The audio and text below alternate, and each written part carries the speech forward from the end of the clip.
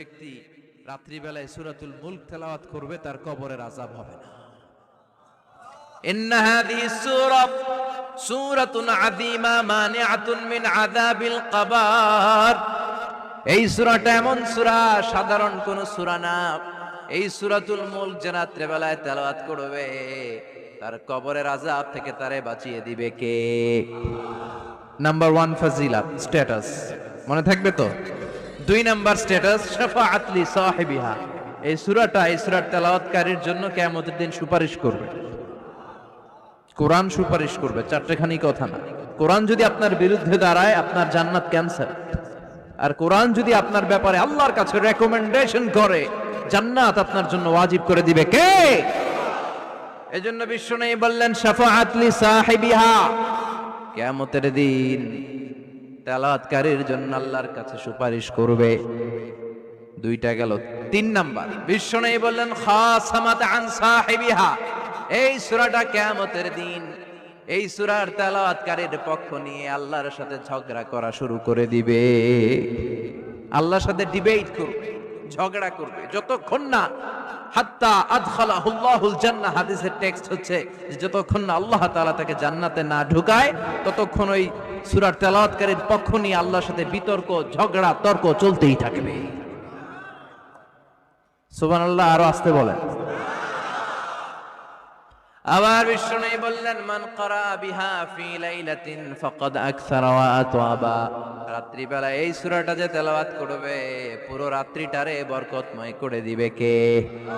এজন্য বিশ্বনবী আবদার করে, আবেদন করে আমাদের কাছে বলে গিয়েছেন আমি চাই আমার প্রতিটা উম্মতের হৃদয়ে এই সূরাটা গাঁথা থাক। আমি চাই আমার প্রতিটা উম্মতের সিনার ভিতরে এই সূরার 30টা আয়াত গ্রথিত করা থাক। সুবহানাল্লাহ পড়েন। মাত্র 30টা আয়াত মুখস্থ করতে রাজি আছেন? 1 মাসে কয়দিন? প্রতিদিন একটা করে আয়াত মুখস্থ করলে সূরা মুখস্থ করতে লাগবে কয়দিন? হ্যাঁ, হোমওয়ার্ক। এটা আপনাদের বাড়ির কাজ, যেহেতু ক্লাসে হোমওয়ার্ক দেওয়া যায় না। আরবিতে বলে আল ওয়াজিব আল মানজিলি। আমি গতানুগতিক তাফসির করি না, আমি সমাজের খুঁতগুলো ধরে ধরে ডিসকাশনের মতো আমি করি। বিভিন্ন জেলায় যে ওখানকার ইয়াংদের সাথেও বসি, কথা বলি। এটাই আমার তাফসির, এটাই কোরআনের এক্সপ্লেনেশন এন্ড ইন্টারপ্রিটেশন। এতেই মানুষ উপকৃত হয় বেশি। চিল্লা এখন ঠিক কিনা? তো এটা আপনাদের বাড়ির কাজ, মাইথার দিয়া বাসীদের বাড়ির কাজ। হায়াতে আল্লাহ বাঁচায় রাখলে আবার কখনো দেখা হলে জিজ্ঞেস করবো যে মুলক মুখস্থ হয়েছে কিনা। কে কে মুখস্থ করবেন না হাত তোলেন। সবাই করবেন। এবার কে কে মুখস্থ করবেন হাত তুলে আমার না আল্লাহর দেখান। আল্লাহ তুমি কবুল করো। আরো জোরে পড়েন আমিন। হাত নামান। এই সূরাটা it's an eye opener for you. এটা আপনার চোখ খুলে দিবে। এই সূরাটা আপনার চোখকে খুলে দিবে, আপনার ঘুমন্ত বিবেককে জাগিয়ে তুলবে। স্রষ্টার ব্যাপারে আপনার যদি কোনো সাসপিশন থাকে, সন্দেহ থাকে, এই সন্দেহের পাহাড়কে ভেঙে এই সূরা চুরমার করে দিবে। চিল্লায় বলেন সুবহানাল্লাহ। আল্লাহ ডেকে বলে গোলাম, কিছু কিছু নাস্তিক আছে আমারে খুঁজে পায় না। এরকম কপাল পোড়া নাদান নাস্তিক বাংলার জমিনেও আছে না নেই? এরা বলে আনসিন ইজ নাথিং, যেটা দেখা যায় না ওইটা মানি না। বলে না, do you see the air in the atmosphere? বাতাসে, বায়ুমণ্ডলে যে বাতাস ঘুরে বেড়ায় এটাকে তুমি দেখো তো মানো কেন? Why do you believe on that? Why do you believe on air? বাতাস বিশ্বাস করস কেন? কপাল পোড়া নাস্তিকরা বাতাস মানে না। কথা কন। Do you see the bad headache someone feel in his head and he is shouting? মাথার ব্যথায়, মাইগ্রেনের পেইনে যখন কেউ চিৎকার করে তার মাথার ব্যথা দেখা যায়। আমার এখন প্রচন্ড মাথা ব্যথা যদি হয় আপনারা দেখতে পাচ্ছেন তো নাস্তিকরা কি মাইগ্রেনের পেইন বিশ্বাস করে না? মাথা ব্যথা বিশ্বাস করে কি করে না? বাতাস বিশ্বাস করে কি করে না? কয় আনসিন ইজ নাথিং, যেটা দেখি না ওইটা বিশ্বাস করি না। কপাল পোড়া। আল্লাহ ডেকে বলে গোলাম আমার সৃষ্টির দিকে তাকা, আকাশের দিকে তাকা, বাতাসের দিকে তাকা, সাগরের দিকে তাকা। সাগরের মধ্যে আমি আল্লাহ আছি না নাই?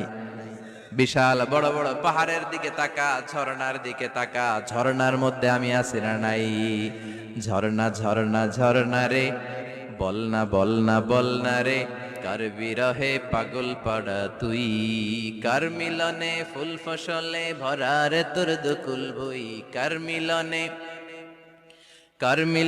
ফুল ফসলে ভরার তোর দুকুল ভই, ঝর্ণা ঝর্ণা ঝর্ণা রে বলনা বলনা বলনা রে, কার বিরহে পাগল পাড়া তুই। সুবহানাল্লাহ পড়েন। ঝর্ণার দিকে তাকাও, সাগরের দিকে নজর করে দেখো, বিশাল পাহাড়ের দিকে নজর করে তাকাও, ওই পাহাড়ের মধ্যে আল্লাহরে খোঁজে বাবা, চিল্লায় বলেন ঠিক কিনা? সার্ভ করতে হয়।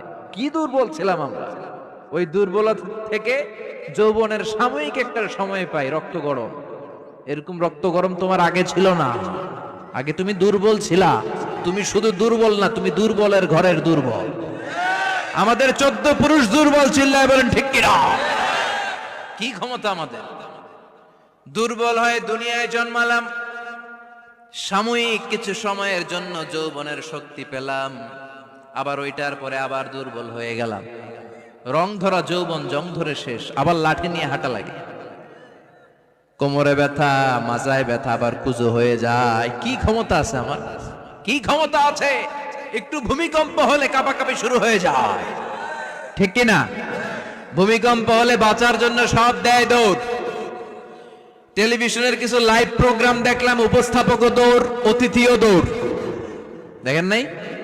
লাইভ ব্রডকাস্টিং হচ্ছিল, কি সরাসরি সম্প্রচার।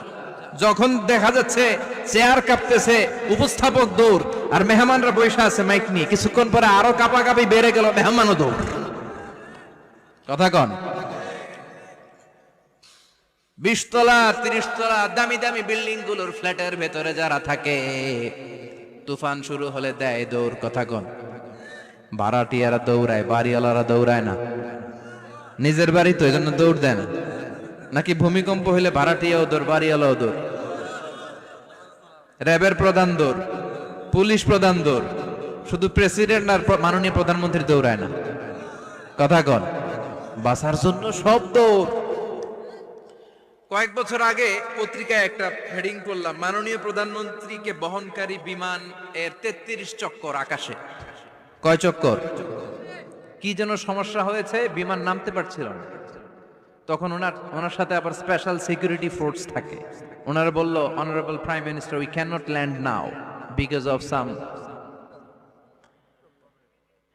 ফ্লাইং মেকানিজমে আমাদের সমস্যা হচ্ছে, আমরা ল্যান্ড করতে পারছি না, ঝামেলা হচ্ছে, নিচেও হয়তো কোনো ঝামেলা দেখা দিচ্ছে, আমরা এখন নামতে পারবো না, উই ক্যান নট ল্যান্ড নাও। আপনাকে একটু ধৈর্য ধরে বসে থাকতে হবে। তখন ওই ওনাকে বহনকারী বিমানটা আকাশে 33টা চক্কর মেরেছিল। এটা নিয়ে কাভার করা হয়েছে পত্রিকা। আপনার কি মনে হয়, 17 কোটি মানুষের প্রধানমন্ত্রী, এদেশের সবচেয়ে ক্ষমতাধর নারী, উনি যখন বিমানে বসা অবস্থায় শুনলেন বিমানে ঝামেলা বা নিচে ঝামেলা, ওনার অন্তরে ভয় ঢুকছে কার? উনি বসে বসে জিকির করছে কার? তাহলে দেখেন, ক্ষমতাও সবসময় কাজে লাগে না। চিৎকার করে বলেন ঠিক কি না? ক্ষমতা আপনারে বাঁচাতে পারবে না। আপনারে বাঁচাতে পারে একজন, চিৎকার করে বলেন তিনি কে? এজন তুফান যখন শুরু হয়, জলোচ্ছ্বাস যখন শুরু হয়, ঘূর্ণিঝড় যখন শুরু হয়, সিডর যখন শুরু হয়, বন্যা যখন শুরু হয়, তখন বোঝা যায় আল্লাহ কারে কয়।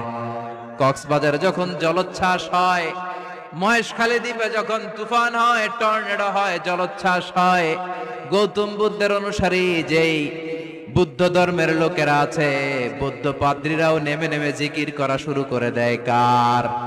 সবাই তখন পড়ে লা ইলাহা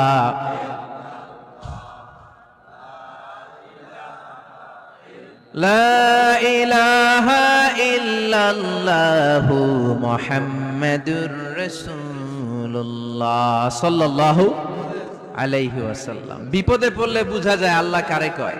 আমি একবার বিপদে পড়ছি, বরিশাল গিয়েছিলাম, বাসে ফিরে আসতেছি লঞ্চে, ওই লঞ্চে তুফান হয়েছিল। তখন বুঝলাম যে কি ভয়ঙ্কর অবস্থা। ওই লঞ্চের সবাই আস্তিক নাস্তিক, মুসলমান হিন্দু সবাই জিকির করা শুরু করে দিয়েছে আল্লাহর। সুবহানাল্লাহ কইবেন না? লঞ্চ যখন কেঁপে ওঠে, সবাই বলে বাঁচাও। আমি বললাম কে বাঁচাইবে ওকে? হুজুর আপনি বাঁচান। আমি বললাম তাইলে আমারে বাঁচাইবো কেডা? কয় আল্লাহ। আল্লাহ ছাড়া বাঁচাতে পারে কেউ? আমরা মাঝে মাঝে বাংলাদেশের বিভিন্ন জেলাগুলোতে যখন প্রোগ্রামে যাই, এত দূরত্ব থাকে, আমরা কারে ড্রাইভিং করে যে প্রোগ্রামে অংশগ্রহণ করা সম্ভব হয় না। ফলে আমরা মাঝে মাঝে সিভিল এভিয়েশনের যে আভ্যন্তরীণ বিমানবন্দরের বেসামরিক বিমান যেগুলো চলাচল করে, প্যাসেঞ্জার প্লেন, এগুলো ইউজ করি। ঢাকা থেকে এগুলো চলে, সৈয়দপুরে যায় কিছু, রাজশাহীতে, সিলেটে, চিটাগাঙে যায়, যশোর এয়ারপোর্টে যায় এবং কক্সবাজারে যায়। তো আমরা এগুলোতে যখন চড়ি, মাঝে মাঝে কিছু এয়ার হোস্টেজ আসে, এরা খুবই সুন্দরী, বিউটিফুল লেডি, এদেরকে সাজিয়ে ওইভাবে আনা হয়। এদের আবার কয়েকটা বাচ্চা টাচ্চা হয়ে গেলে এদেরকে চাকরিতে রিক্রুট করে না, কারণ এদের সৌন্দর্যটা পুঁজি। এই সুন্দর ড্রেস নিয়ে এরা আমাদেরকে খাবার সার্ভ করে। আর বিমানটা যখন আকাশের দিকে উঠতে থাকে তখন বলে, ভদ্র মহিলা, ভদ্র মহোদয়গণ, আপনাদের সিট বেল্টই বেঁধে নিন, এখনই শাহজালাল আন্তর্জাতিক বিমানবন্দর থেকে 14,000 ফুট উপর দিয়ে এটা চিটাগাঙে পৌঁছবে। আল্লাহু আকবার, আল্লাহু আকবার, আল্লাহু আকবার, সুবহানাল্লাযী সাখখারা লানা হাযা ওয়া মা কুন্না লাহু মুকরিনিন ওয়া ইন্না ইলা রাব্বিনা লামুনকালিবুন।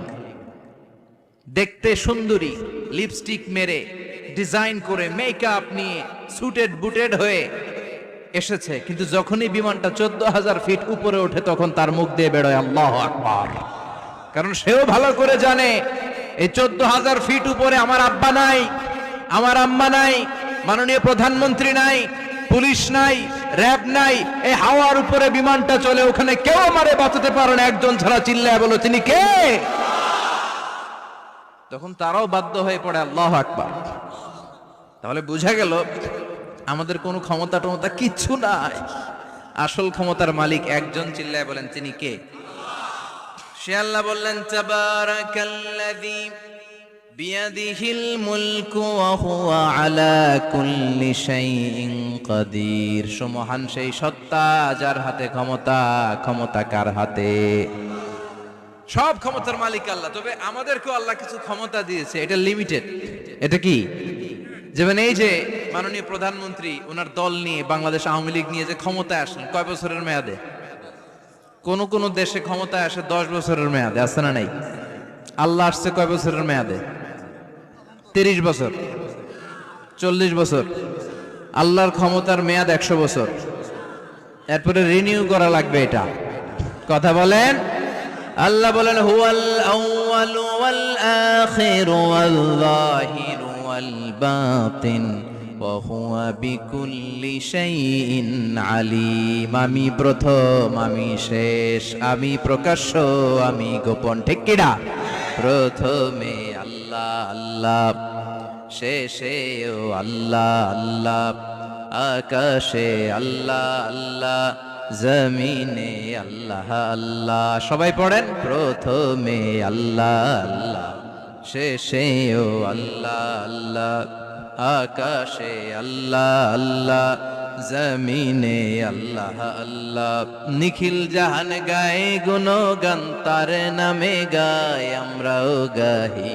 তাআলা হামদে বারি তাআলা, হামদে বারি তাআলা, হামদে বারি তাআলা। সুবহানাল্লাহ পড়েন। আল্লাহ বলে, আমার ক্ষমতা তোদের মতো 5 বছরের মেয়াদে না, 10 বছরের মেয়াদে না, 20 বছর, 30 বছরের মেয়াদে না। আমি চিরকালের জন্য ক্ষমতার চেয়ারে বসা।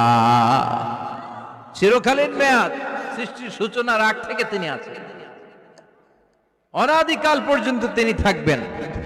তার ক্ষমতার মেয়াদ আনলিমিটেড মেয়াদ। চিৎকার করে বলেন, ঠিক কিনা? আবার পৃথিবীর অনেক দেশে দেখবেন ডেমোক্রেটিক সিস্টেমে, আমাদের দেশেও তো গণতান্ত্রিক সিস্টেমে ভোটাভুটির মধ্য দিয়ে ক্ষমতায় আসে না।